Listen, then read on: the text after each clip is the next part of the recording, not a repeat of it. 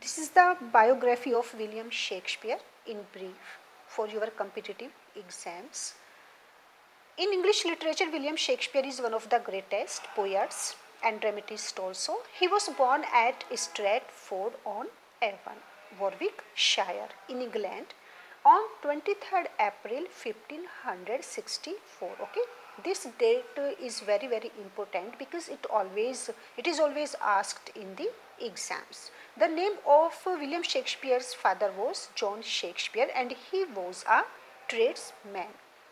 So, when Shakespeare was hardly 14 years old, his father had become very poor. So, his father was compelled to take him out from the school. Then he was set to the business of his father, that was of a butcher. At the age of 17, William Shakespeare fell in love with Anne Hathaway and she was 8 years older than he was. So Shakespeare married her in 1582, but some critics regard that he married in 1584. So it is not clear. Shakespeare fell into a bad company and because of that he took part in deer stealing from the park of a great landlord. So this was the main incident in the life of William Shakespeare that forced him to leave his hometown, to run away to London because he wanted to escape from the legal punishment. So during the years between 1584 to 85, William Shakespeare is supposed to have worked as a stable boy in London.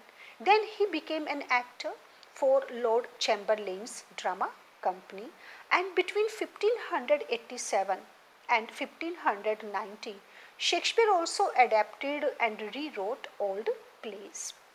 Later he began to write his own plays and in 1594 he was a famous and rich playwright.